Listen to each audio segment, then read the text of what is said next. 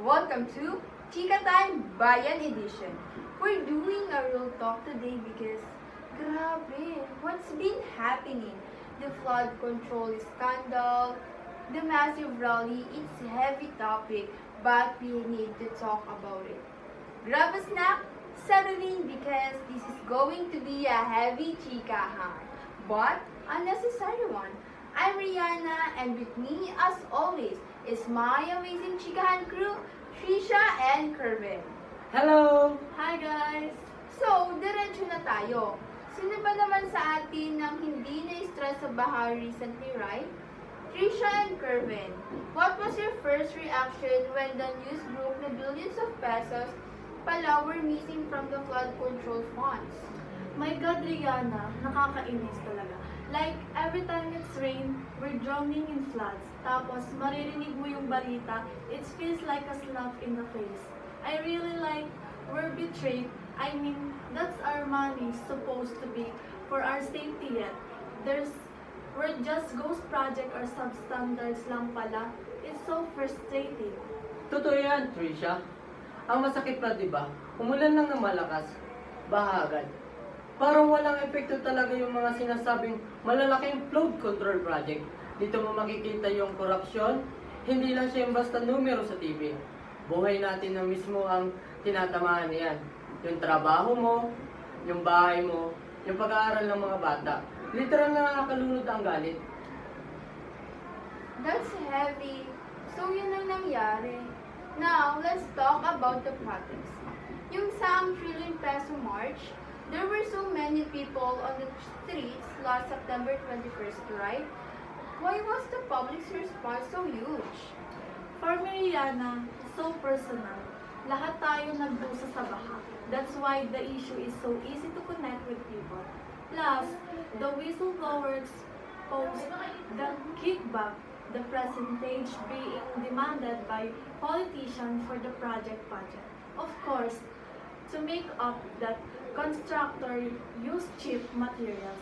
That's why the project are ineffective. People are really fed up. Saktong-sakto yan. At yung date pa ng September 21, anniversary ng mga martial law, lalo na nagdadagdag sa galit. Mayroon na kasaysayan tungkol sa pananagutan at paglaban pang-aabuso. Pero this time, sinamahan pa ng korupsyon sa baha. Kaya tinatawag na the trillion peso march. Hindi lang ito tungkol sa pera. Ito ay tungkol sa buhay at kinabukasan natin dahil sa climate change. Parang kawalang katarungan talaga. That's right. This isn't about just money. It's about justice. Kervin, what was the main demand of the protesters? Ano ang gusto nilang mangyari?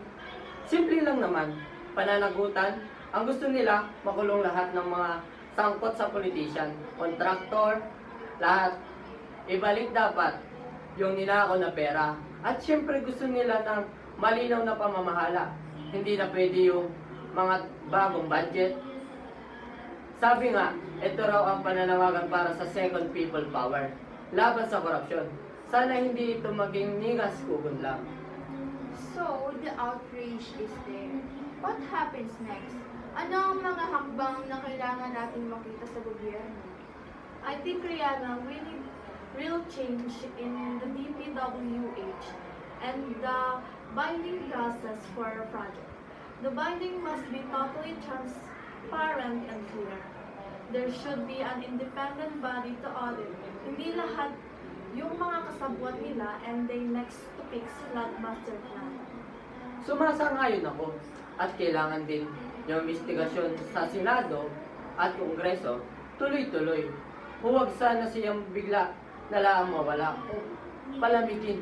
Dapat may tunay na political will na parusa ang mga korap. Kasi pag wala lang nakakulong sa matataas na opisyal, ibabalik at ibabalik lang yan. Nagiging kultura na kasi. And for us, the ordinary citizen, I think we need to constant awareness. Let's keep asking questions, share news, and call out what's wrong. In our local area, let's look at flood control project. We should the national watchman. Tama yan. At huwag tayo maging manhid sa korupsyon dahil tayo ay madistract. Pero ito, guys, ito ay tungkol sa tiwala na tao. Pag nawala yan, wala na tayong pag-asa sa gobyerno. Kaya, panatilihin natin ang pressure na hindi lang sa opisyal, kundi pati na rin sa sarili natin laging updated sa nakikialam. Wow, our discussion was so powerful. It's heavy but necessary. Before we go to our Q&A, any final words, guys? Flooding is natural, but corruption is not. Hindi na dapat maulit ang corruption at buhay natin ang kapalit. Okay. For our last segment, we have a few questions for our viewers. Trisha, this one's for you. What exactly is a ghost project? A ghost project is very simple. My budget, my pondo, but no actual construction happened. Or maybe sometimes was built, but it quick broken or wasn't finished. Basically, the money just went into the pocket of the corrupt. The project was paid for, but only the phantom was seen. So, okay, Kervin, next question. What's the connection between the rally and the anniversary of martial law? Malakas ang koneksyon. Ang September 21 ay araw ng pag-aalala, pagdeklara ng martial law na panahon ng pang-aabuso at malawakang korupsyon. Kaya pag nag-rally sa araw na yon, protesta mo rin ang isang sistema ng malaking korupsyon na matagal na nandiyan. Ito ay matindi pananawagan at huwag na nating hayaang maulit pa ang diktatura at matinding korupsyon. The issue may be overwhelming pero sana wag tayo magpakalunod sa kawalan ng pag-asa. Let's keep talking, keep asking, and keep fighting for a Philippines that is neither flooded nor filled with corruption. Maraming salamat, Trisha and Kervin. Thank you. To our audience, thank you for watching. The conversation doesn't stop here. Keep sharing this video, keep talking to your friends and family, like, share, and subscribe. See you on next Chika Time. Bye!